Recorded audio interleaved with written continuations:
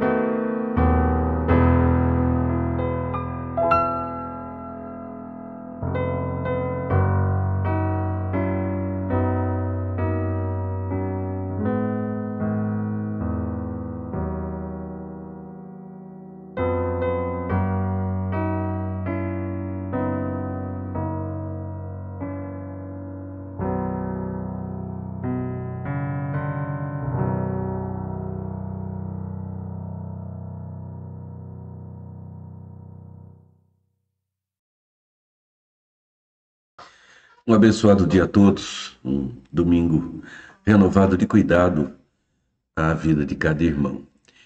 Eu os convido a lermos a palavra de Deus no livro do profeta Jeremias, capítulo de número 29, do verso 10 ao verso 14.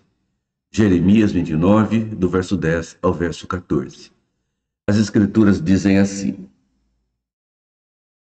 Assim diz o Senhor: logo que se cumprirem para a Babilônia 70 anos, atentarei para vós outros e cumprirei para convosco a minha boa palavra, tornando a trazer-vos para este lugar. Eu é que sei que pensamento tenho a vosso respeito, diz o Senhor.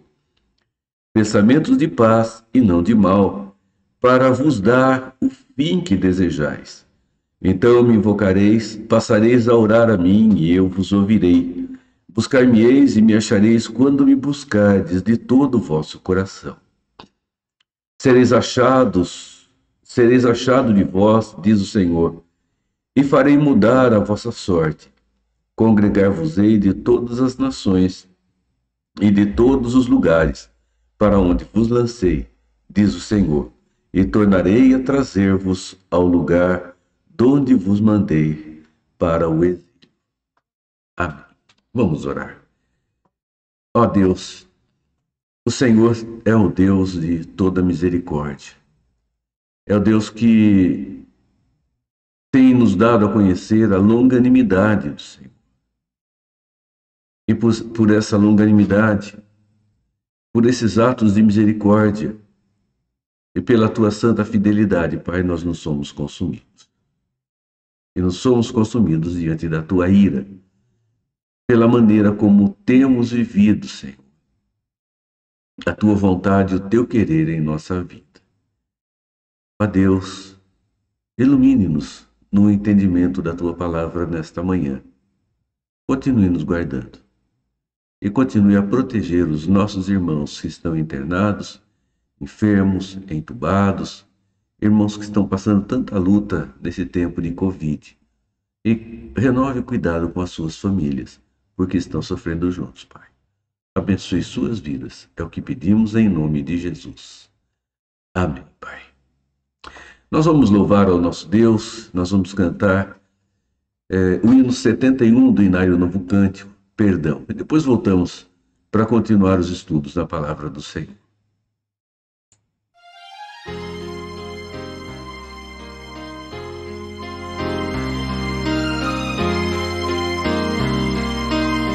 Se sofrimento te causei, ó Deus, e ao meu exemplo fraco tropeçou, e eu não andei nos bons caminhos teus, perdão, Senhor.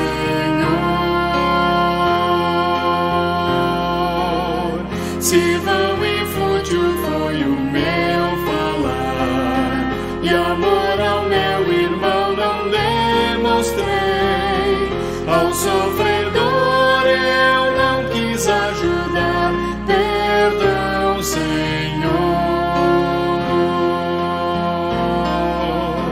Se negligente foi o meu viver, sem me dispor a pelejar por ti, e firme em teu trabalho eu não quis ser, perdão, Senhor.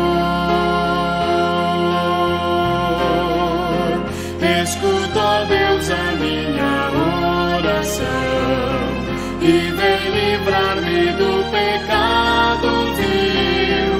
Renova este pobre coração. Amém, Senhor.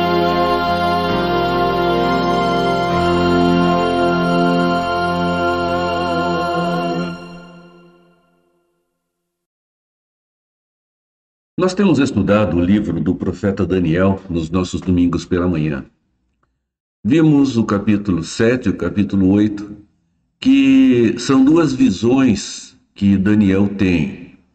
E duas visões que apontam numa mesma direção e que falam da sucessão dos reinos que aconteceriam a partir da Babilônia. Os reinos que estariam sucedendo a esse grande império. Nós entramos no capítulo de número 9.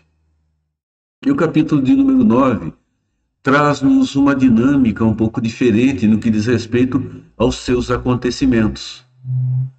Daniel agora não tem uma visão. Ele recebe a revelação de Deus de uma outra forma.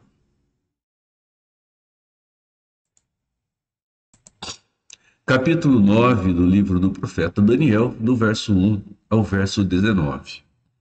Então, é o texto que nós vamos explorar juntos aqui nesta manhã. O tema que se mostra muito evidente dentro desses versos é o arrependimento e o perdão. E nós vamos, à medida que estivermos caminhando juntos aqui, entender esse tema tão próprio dentro dos versos que temos em destaque. Meus irmãos, introduzindo, é interessante nós voltarmos atrás e mergulharmos um pouco na época em que Daniel recebe esta revelação. Daniel já era um profeta já velho. Ele foi para a Babilônia, foi levado para lá com a idade de 14, 15 anos. Ele era um adolescente ainda. Agora, nós estamos no período que os quase 70 anos do cativeiro babilônico estão se cumprindo. São 68 anos passados. Então, Daniel já está de 83 para 84 anos. Já é uma pessoa considerada bem experiente e já com uma relativa idade. E este velho profeta, ele se vê envolvido, mais uma vez, com a revelação do Senhor.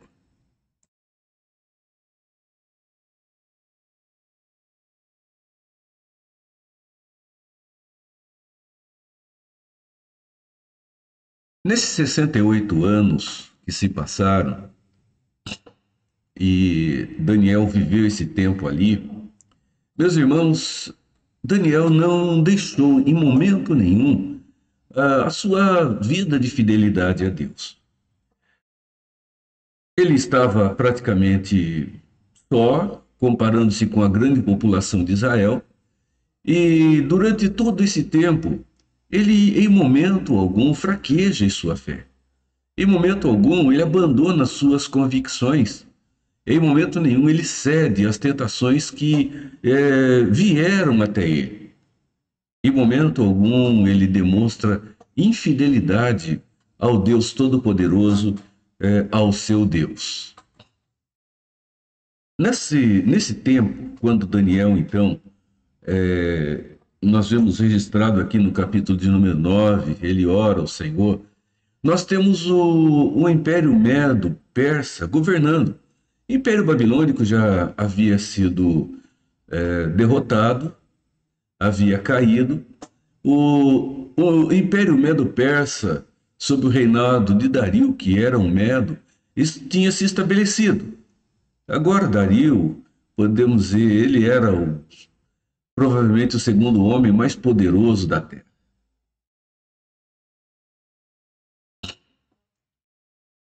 É importante nós observarmos que depois de todo esse tempo, depois dessas sucessões que os capítulos 7 e 8 vão nos apresentar, né, nós estamos aqui numa parte dele ainda.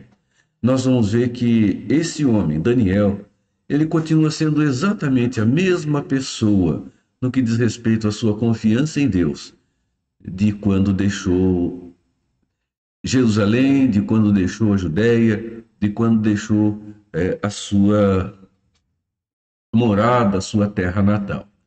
Irmãos, o que muda a vida, o que envolve a vida de Daniel, ali nesse momento em que encontramos o capítulo número 9, meus irmãos, algo que chamou a atenção aos seus olhos. Uma descoberta riquíssima. Ele não descobriu a Bíblia, né? Absolutamente.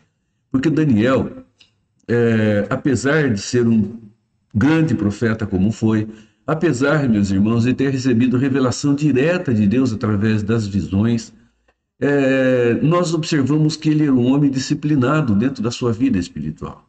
Ele orava 3 vezes ao dia e ele tinha o hábito de ler a palavra de Deus. Esse era um hábito que fez com que a vida desse homem fosse firmada mais e mais dentro da fé e da convicção que ele tinha, até estranha em que ele estava.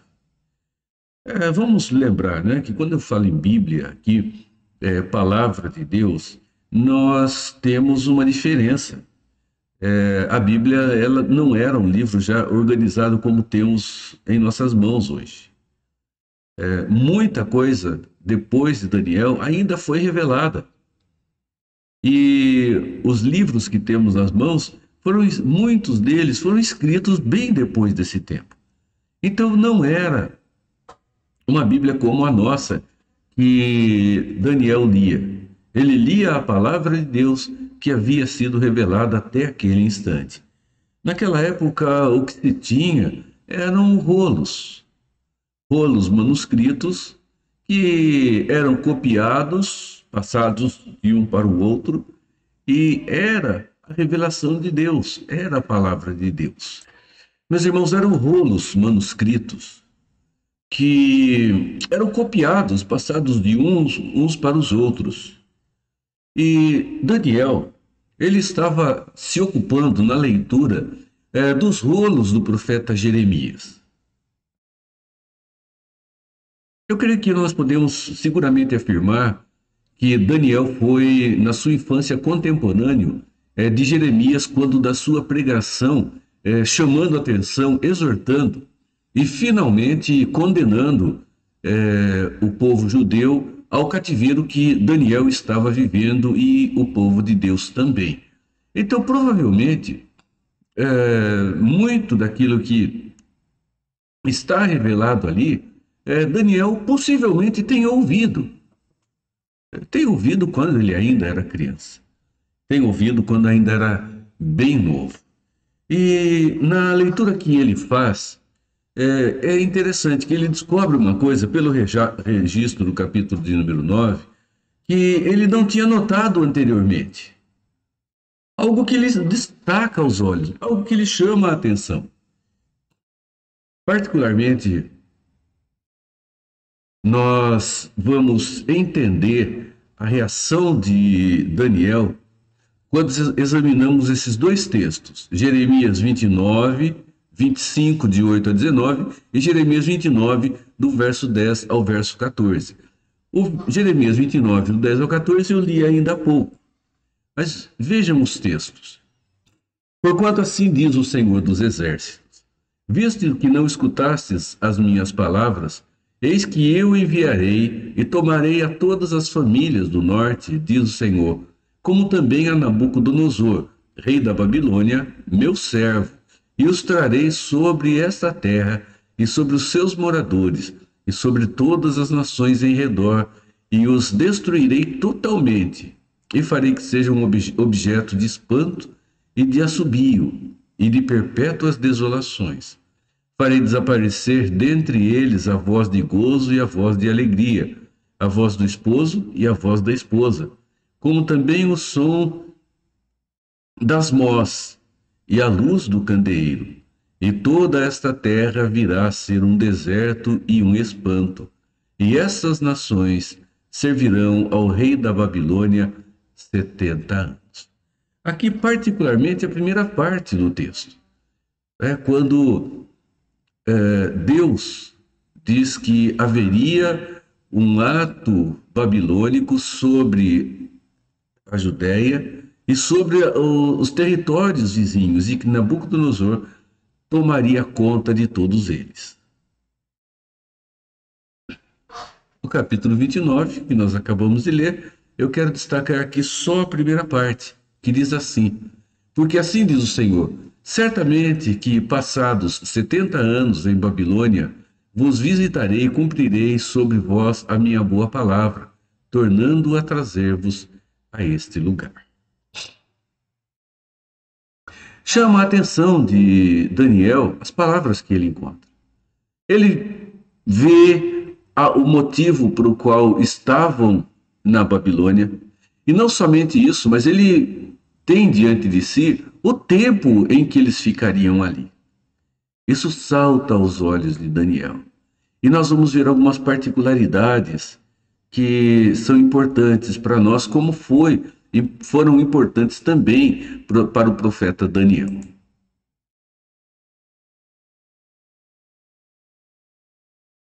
Nós olhamos para as palavras de Jeremias, quando eu afirmo aqui que são verdadeiras, eu as coloco dentro do contexto de olhar para trás, vendo os acontecimentos. Daniel, ele olha para trás e ele consegue claramente visualizar o que fora revelado e o que aconteceu, e a veracidade das promessas de Deus cumprindo-se uma após a outra, uma a uma, até que se chegasse àquele ponto. A Babilônia, como eu disse, já não existia. O Império Medo-Persa dominava aquele território que antes era a Babilônia, e nós observamos que o impacto que Daniel sofreu quando ele olha, quando ele vê a revelação de Deus ali, que lhe salta aos olhos, ele vê que não havia outro caminho, não havia outra forma, não havia outra maneira para suportar toda aquela situação que estavam vivendo ali, que não fosse o arrependimento. Arrepender-se como nação e como povo dos atos que foram cometidos contra o Senhor. Daniel 9,3 diz o seguinte: e eu dirigi o meu rosto ao Senhor Deus para o buscar com oração e súplicas, com jejum e saco e cinza. Era a forma, meus irmãos, de demonstrar arrependimento.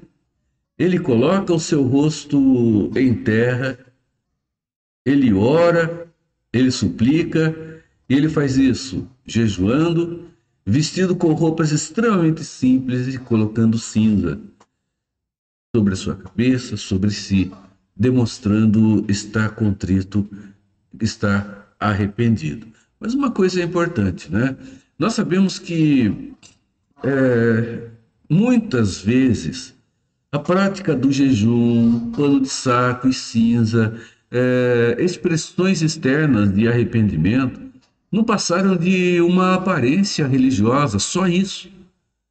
Como Isaías afirma no começo do seu livro, atos que foram religiosos de maneira profunda, mas que, como sentido, não passaram de um ritual vazio, inútil e que não teve sentido diante de Deus. Meus irmãos, importante é observar que somente uma confissão sincera tem valor diante do Senhor. Uma confissão forçada, uma confissão cheia de hipocrisia, meus irmãos, não vale absolutamente nada diante do Deus Todo-Poderoso, que sonda mentes e sonda corações.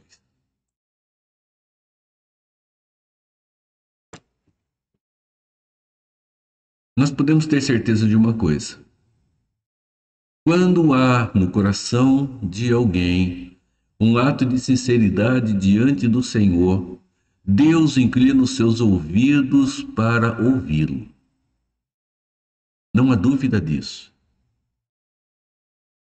O salmista diz que Deus se inclinou para ele, ouviu e tirou de um poço de lama e perdição. Um coração sincero faz Deus chegar a nós, aproximar-se com o seu ouvido e ouvir as súplicas do nosso coração. Dê uma olhada no Joel, o que esse profeta diz. Ainda assim, agora diz o Senhor, convertei-vos a mim de todo o vosso coração, isso com jejuns, com choros e com choro e com pranto. E rasgai o vosso coração e não as vossas vestes. Convertei-vos ao Senhor vosso Deus, porque ele é misericordioso e compassivo, e tardio em irar-se, e grande em benignidade, e se arrepende do mal. É o que Deus quer dos seus filhos, meus irmãos. Uma conversão de todo o coração. Atos que venham de dentro e se externem como expressão de um coração que ofendeu a santidade de Deus, que o desagradou, que o entristeceu e que sente tristeza pelo que fez diante do Deus Todo-Poderoso, diante do Deus grandioso.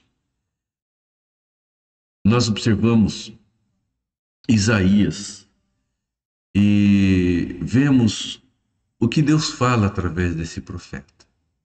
Vejam, porque assim diz o alto e sublime, que habita na eternidade, cujo nome é santo. No alto e santo lugar habito, como também com o contrito e abatido de espírito, para vivificar o espírito dos abatidos e para vivificar o coração dos contritos. Que riqueza, meus irmãos, nós vimos a maneira como Deus se apresenta a nós aqui. Ele diz: eu moro num alto e sublime trono. Por outro lado, ele diz: eu moro junto com o contrito e abatido de coração. É um Deus que está além da sua criação. A sua imensidão o distingue profundamente de tudo aquilo que ele criou. Por outro lado, um Deus tão grandioso, ele, em sua humildade, se faz presente conosco. Que ato magnífico de amor e misericórdia.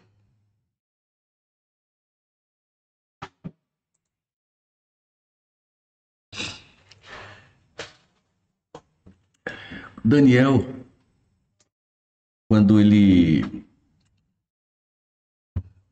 lê o rolo de Jeremias e toma conhecimento, ou relembra, ou Deus faz com que salte aos seus olhos aquelas verdades. No verso 4 diz: eu orei ao Senhor meu Deus, confessei e disse. Uma grande oração, não porque fosse uma oração considerada com mais poder, mas uma grande oração pelo caráter de arrependimento e de contrição que ela envolveu. Para não confundirmos com algumas perspectivas que há por aí de afirmar que há grandes e pequenas orações. Grande aqui no sentido de destacar o seu conteúdo, de destacar o que motivou o coração de Daniel para que ele chegasse diante do Deus Todo-Poderoso. O texto diz que seriam 70 anos de cativeiro. Isso nós encontramos registrado no livro do profeta Jeremias. E nós olhamos algo que não pode ser deixado de lado. Um texto que nós declaramos tantas e tantas vezes, que olhamos, que lemos, e muitas vezes fora do seu contexto. Quando Deus diz ao seu povo, através de Jeremias: vocês vão ficar 70 anos lá. Então, vocês me invocarão, vocês orarão a mim e eu vou ouvir vocês. Buscar-me-eis e me achareis quando me buscardes de todo o vosso coração. Irmãos, não há dúvida alguma que o que Deus disse ao seu povo no passado, ele tem contextualização para o nosso presente. Invocar, orar e fazer isto de todo o coração, buscar o Senhor de todo o coração, representa que de fato nós vamos encontrá-lo. Não encontrá-lo como se ele tivesse perdido, mas nós estaremos definitivamente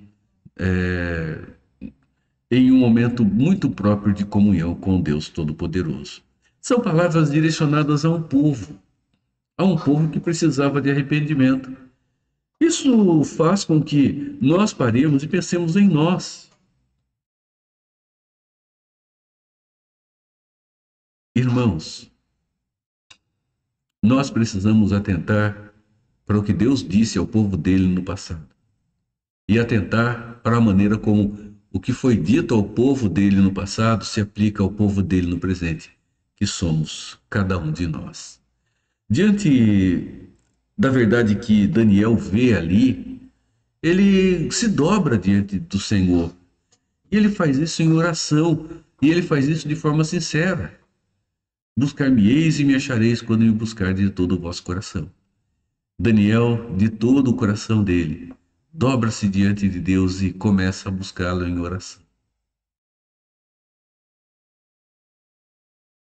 importante. Daniel, ele faz isso naquele instante, mas não com uma prática esporádica. Daniel tinha por prática e hábito na sua vida orar e ler a palavra de Deus. Ele orava 3 vezes ao dia. As Escrituras nos afirmam. Eram práticas naturais na vida dele. Verso 2 do capítulo 9. No primeiro ano do seu reinado, eu, Daniel, entendi pelos livros que o número de anos de que falara o Senhor ao profeta Jeremias, que haviam de durar as assolações de Jerusalém, era de 70 anos. Ele lia a palavra de Deus. Logo depois ele ora. E Daniel tentaram pegá-lo numa armadilha exatamente por causa das suas orações, quando ele, voltado para Jerusalém, por 3 vezes ao dia, ele se dirigia a Deus orando. Stuart Olliott, ele escreve algo que eu anotei, diz assim: orar de acordo com a vontade de Deus é descobrir nas Escrituras as promessas divinas e suplicar que elas se cumpram. Olha que interessante, né? Orar segundo a vontade de Deus é descobrir nas Escrituras as promessas que ele já fez e pedir a Deus que elas se cumpram. Faça-se a sua vontade, assim na terra como no céu. Foi assim que Jesus ensinou a orar. Stuart Olliott capta o sentido dessas palavras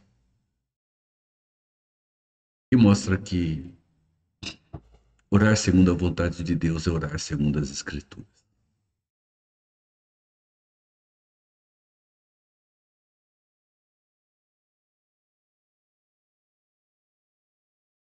O verso de número 4, na oração de Daniel, ele diz o seguinte: orei ao Senhor meu Deus, confessei e disse: ah, Senhor, Deus grande e temível, que guardas a aliança e a misericórdia para com os que te amam e guardam os teus mandamentos. Daniel começa a sua oração retratando a seriedade do pacto divino. Dentro da palavra de Deus, um dos temas que não podem ser deixados de lado é o tema aliança ou pacto de Deus. Vamos lembrar que quando as Escrituras falam dessa aliança, elas falam de um pacto que não foi um pacto, senão um pacto unilateral. Não foi um acordo bilateral onde duas partes sentam para discutir os seus termos. Mas foi, meus irmãos, uma manifestação do amor de Deus, que é insondável, que é profundo, sem estabelecer nenhuma condição para que fosse estabelecido aquele pacto com o seu povo, o povo do Senhor, o povo de Deus. O Israel lá do Velho Testamento. E um pacto na nova aliança que envolve a todos nós. Foi uma aliança estabelecida com um caráter unilateral. Só um dos dois lados, meus irmãos, firmou esse contrato. A humanidade, ela não discutiu os termos dele. Ela simplesmente passou a fazer parte de uma aliança, e uma aliança unilateral, e que a parte que a estabeleceu foi o próprio Deus. O Senhor não tomou prazer em vós, nem vos escolheu, porque a vossa multidão era mais do que a de todos os outros povos, pois vós erais menos em número do que todos os povos. Mas porque o Senhor vos amava, e para guardar o juramento que fizera a vossos pais, o Senhor vos tirou da mão forte, com mão forte, e vos resgatou da casa da servidão, da mão de Faraó do Egito. Está lá em Deuteronômio 7, 7 e 8. Quando Deus resgata o seu povo do Egito, não porque ele fosse melhor, mas porque Deus havia firmado uma aliança com esse povo. Sendo assim, nós observamos que Deus continuou sendo um Deus justo e fiel em tudo aquilo que ele estabeleceu no seu pacto.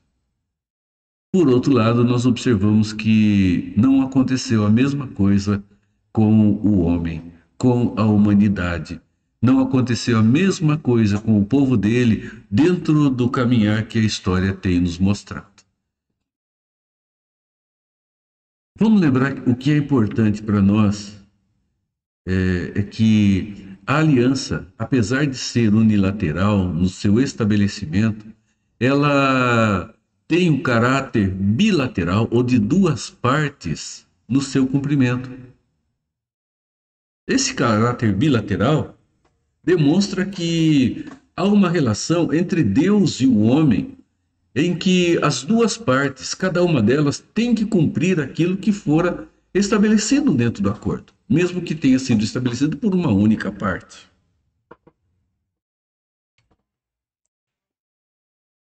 Deus continuou sendo fiel dentro daquilo que foi estabelecido, continuou cuidando do povo. No entanto, a relação da obediência por parte do povo, ela não aconteceu. E isso trouxe consequências. Portanto, os meus estatutos e os meus juízos guardareis, os quais, observando-os, o homem viverá por eles. Eu sou o Senhor. É o que Deus estabeleceu dentro do seu pacto. Obediência aos estatutos do Senhor e viver segundo esses estatutos. E Deus disse: eu sou o Senhor que estabeleceu esse acordo, e eu vou cuidar de vocês como o meu povo. Mesmo quando o povo desobedeceu ao Senhor, pisou na bola, Deus continuou com a sua fidelidade dentro da aliança que ele estabeleceu. E Daniel vê como justa a atitude de Deus, mandando o seu povo para a Babilônia, ficando ali os 70 anos, porque ele entende que o povo de Deus, o seu povo, seus compatriotas, seus conterrâneos, todos eles, como nação, eles quebraram os termos da aliança que o Senhor estabeleceu. O verso 5, que a segunda parte do texto que está aqui, diz assim: pecamos e cometemos iniquidade, e procedemos impiamente, e fomos rebeldes, apartando-nos dos teus mandamentos e dos teus juízos. Deus houvera em Deuteronômio afirmado que o povo dele deveria simplesmente viver segundo os seus mandamentos, os seus estatutos, segundo o que o próprio Deus havia estabelecido. E aqui Daniel reconhece que o ato de Deus é um ato de pura justiça, porque, de fato, eles cometeram essas iniquidades. Eles, o povo de Israel. Diante disso, qual é a atitude desse homem? Daniel não vê outra coisa, não vê outra atitude que não seja esperar na misericórdia de Deus, confessando os pecados do seu povo, confessando os pecados que cometeram contra a santidade do Deus Todo-Poderoso. Esse grande profeta, ele ensina uma coisa preciosa para nós. E para buscarmos a misericórdia do nosso Deus, nós precisamos de grande humildade, não só de palavras, mas de um coração humilde, de um coração contrito, de um coração profundamente arrependido. Ele está nos ensinando isso através da sua própria atitude, não é de outra forma, não é de outra maneira. E ele vai destacar que, apesar da nossa infidelidade, Deus continua sendo o mesmo Deus fiel. Um problema, meus irmãos, que carregamos conosco é o orgulho que toma conta do nosso coração, da nossa vida. Esse orgulho nos leva a uma atitude soberba. E isso desagrada, meus irmãos, ao Deus da nossa vida. Enquanto nós vivemos deliberadamente em pecado, enquanto continuamos com o nosso comportamento ímpio, nós nos colocamos como se fôssemos o Senhor de todo o universo. Como popularmente se diz, né? O rei da cocada preta. A última bolacha do pacote ou coisa desse tipo. Mas, meus irmãos, é pura besteira pensar assim. Porque, irmãos, o que Deus quer de nós, senão que nós viremos as costas para o pecado, que nos coloquemos no nosso lugar, onde é devido, e que, fazendo isso, nós reconheçamos que nós somos necessitados ao extremo. E dentro dessa necessidade, nós tornamos tudo isso evidente quando pedimos, implorando ao Deus Todo-Poderoso por sua misericórdia, esta que nos é conhecida através dessa graça que vai além do que nós podemos pensar, além do que nós podemos imaginar. É desse jeito, meus irmãos, que na sua excelsa grandeza, ele manifesta para conosco a sua santa e sem fim misericórdia. Ele curva-se e ouve-nos e vem em nosso socorro.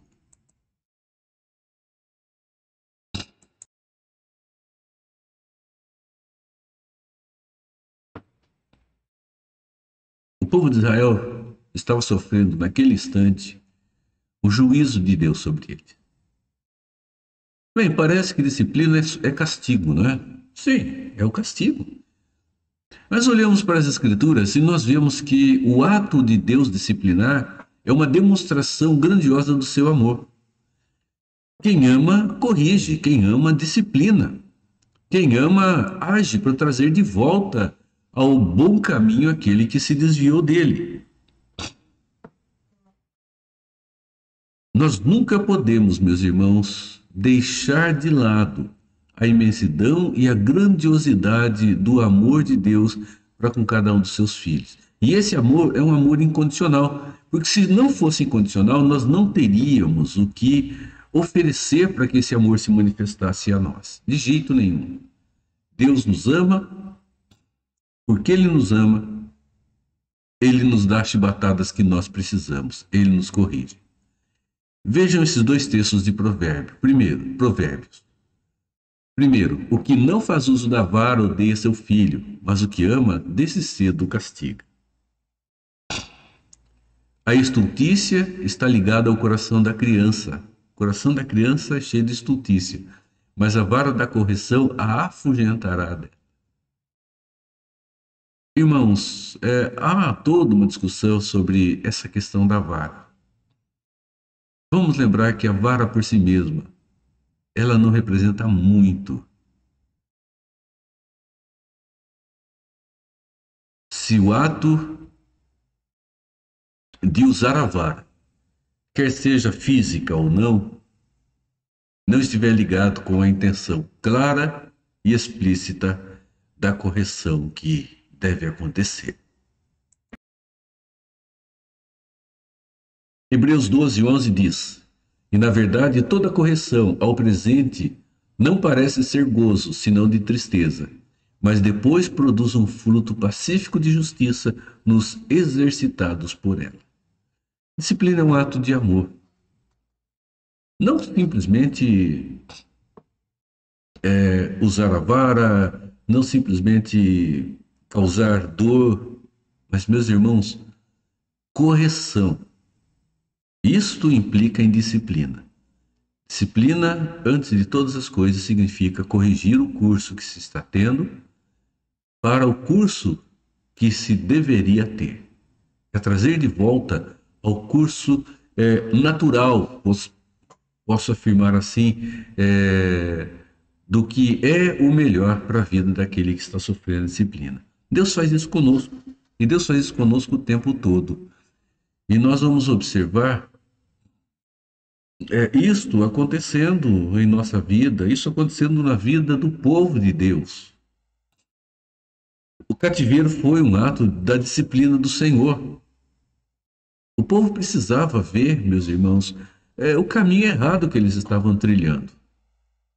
E eles precisavam voltar aos trilhos da aliança firmada por Deus, uma aliança que, segundo a própria Escritura, é uma aliança perpétua, ela sempre vai existir. Nós nunca, meus irmãos, podemos nos esquecer que Deus está tratando de cada um de nós, está trabalhando em nossa vida. Deus está chamando a nossa atenção. E a nossa vida, ela não pode ser diferente da que encontramos nas Escrituras, olhando para a vida desse grande profeta. Interessante, depois das visões que Daniel teve, agora ele está lendo a Bíblia, e lendo a Bíblia ele se depara com a palavra de Deus que chama-lhe a atenção. Como eu disse, creio ser um ato do próprio Espírito Santo falando a ele. E ali ele descobre o significado de todo aquele sofrimento. Um ato disciplinar de Deus para com seu povo. Uma palavra verdadeira que mostra que deveria simplesmente, em fé, continuar perseverando, porque essa era a única forma de chegar ao final do tempo do cativeiro, e ele se cumpre. Ele vai se cumprir, e o povo, depois de 70 anos, volta em partes, em grupos, para sua terra natal. E, meus irmãos, diante da desobediência, Deus está nos ensinando que só tem um caminho: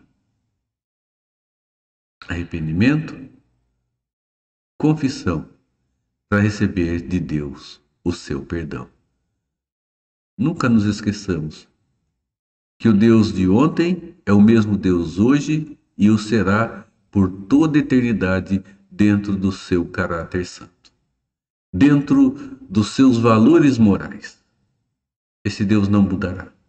Infelizmente, quando olhamos para as Escrituras, vemos Jesus dizendo: "Eu sou o mesmo ontem, hoje e o serei para sempre".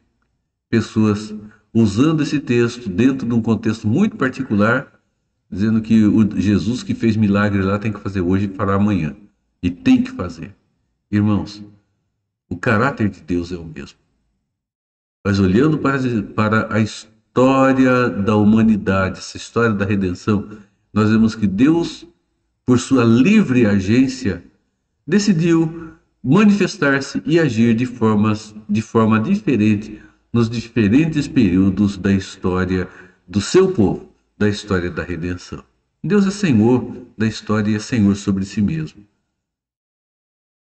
E vamos lembrar que o Deus que corrigiu no passado é o Deus que corrige no presente e é o Deus que corrigirá o nosso amanhã como povo de Deus. Que Deus abençoe a sua vida, te renove e, irmãos, que mais uma vez aprendamos com o grande profeta Daniel. Que ele em Cristo abençoe a nossa vida. Amém.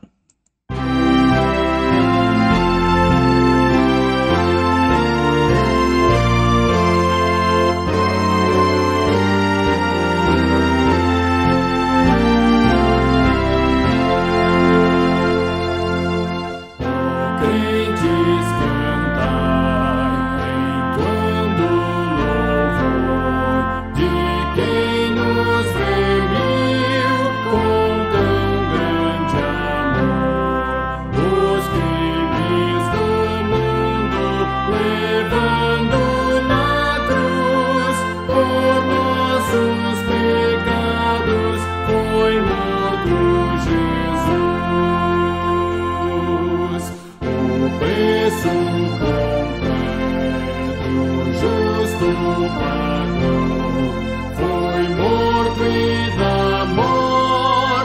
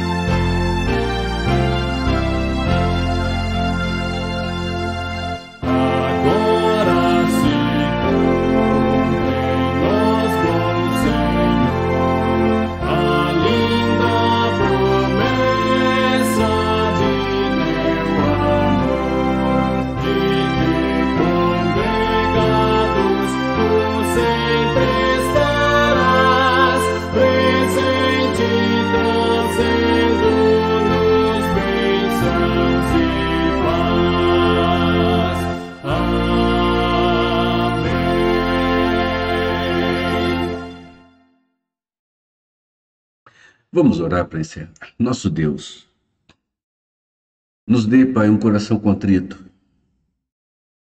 Nos dê a visão da Tua santidade, ó Deus, diante da Tua palavra e da nossa pecaminosidade, segundo a Tua verdade revelada. Perdoe-nos, Senhor, que temos feito tanto em direção contrária à Tua vontade para conosco. Nos dê o Teu perdão, Senhor. Renove-nos com a graça do Senhor e nos fortaleça, Pai, segundo as Tuas misericórdias. Cuide das nossas famílias, dos nossos lares. Guarde, Senhor, a cada irmão, a cada irmã. Abençoe esse início de semana, que tenhamos uma semana renovada de cuidado e bênção. Uma semana, Pai, por mais difícil que ela seja uma semana onde a Tua graça renove-se sobre a nossa vida a cada instante, nos dando condição de vivê-la. Oramos, Pai, em nome de Jesus. Amém. Que a graça de Jesus Cristo, o amor de Deus, o nosso Pai, e o consolo do Espírito Santo seja sobre a sua vida, sobre a sua família, seja sobre todo o povo de Deus, agora e por todo sempre. Amém. Amém. Deus te abençoe e Deus te renove.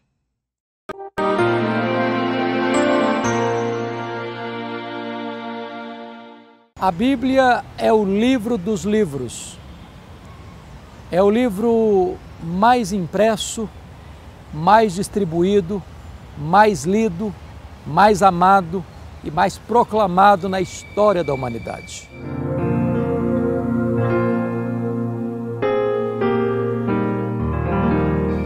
Este livro foi inspirado por Deus e escrito por homens santos de Deus. A Bíblia é a palavra de Deus, inerrante, infalível, suficiente. A Bíblia é a nossa única regra de fé e prática. Ela tem saído ilesa de todas as fornalhas da intolerância. Ela tem prevalecido contra seus críticos mais ácidos. Ela é a bigorna que quebra o martelo dos críticos. Ela é a palavra de Deus, que tem vencido todas as oposições e todas as ondas em contrário. A Bíblia tem a unidade na diversidade. Foram mais de 40 escritores, num período de mais de 1.100 anos, em plena harmonia, sem qualquer contradição.